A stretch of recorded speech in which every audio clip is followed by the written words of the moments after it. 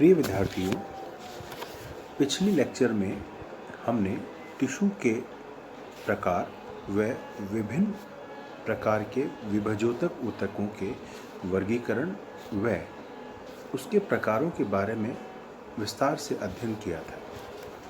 इस लेक्चर के माध्यम से हम पादप के शीर्ष भाग, जिसे हम प्ररोह शीर्ष या शूट एपिक्स कहते हैं, के बारे में विभिन्न वैज्ञानिकों द्वारा समय समय पर दिए गए थ्योरीज का वर्णन किया गया है।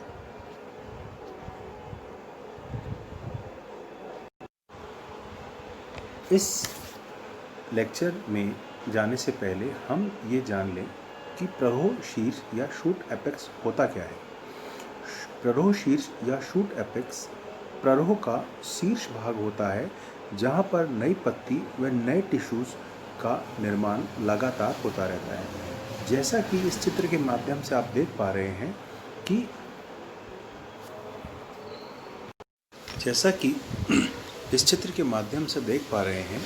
कि यह क्षेत्र कोनिकल या शंकु आकार का होता है। यह पौधे का शीर्ष भाग होता है। इस क्षेत्र की कोशिकाएं लगातार विभाजित होकर नई कोशिकाओं व नई ऊतकों के निर्माण करती रहती हैं। मुख्य बात यह है कि यह क्षेत्र स्वयं नियंत्रित व पूर्ण रूप से ऑटोनोमस होता है। विभिन्न वैज्ञानिकों द्वारा विभिन्न काल में इस सैम शूट एपिकल मेरिस्टम या प्ररोह शीर्ष के संगठन के बारे में थ्योरीज दी गई।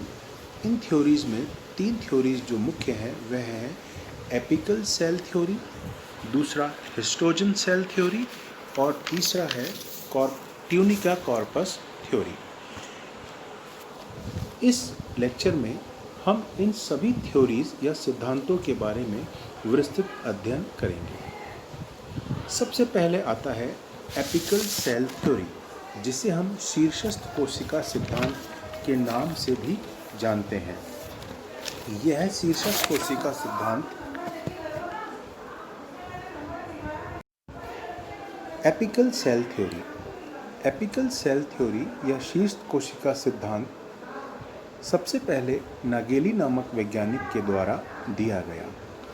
इस सिद्धांत के अनुसार प्रत्येक पादप में एक चतुष्फलकीय या टेट्राहेड्रल सेल होती है।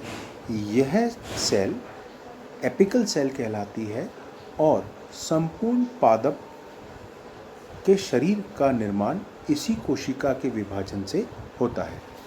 परंतु यह सिद्धांत एल्गी, फंजाई, ब्रायोफाइट, टेरिडोफाइट के लिए या इस दृष्टि से उचित प्रतीत होता है, परंतु हायर प्लांट्स के लिए, जहाँ पर प्लांट का शरीर कॉम्प्लेक्स होता है, यह थ्योरी अप्लाई नहीं की जा सकती।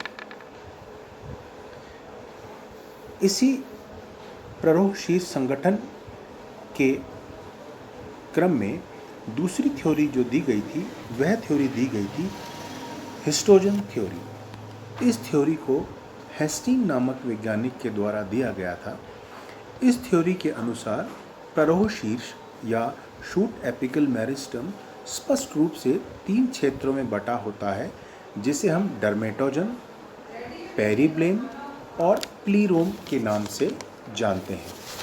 इसमें डर्मेटोजन जो होता है, यह क्षेत्र सबसे बाहरी क्षेत्र होता है या यह क्षेत्र सबसे बाहरी परत होती है, जो बाद में एपिडर्मिस का निर्माण करती है। दूसरी परत जो होती है वह पेरिब्लेम होती है। यह पेरिब्लेम डर्मेटोजन के नीचे पाई जाती है और यह मैच्योर पादप होने पर हाइपोडर्मिस, कॉर्टेक्स या वल्कुट या एंडोडर्मिस में विभेदित या डिफरेंशिएट होती है।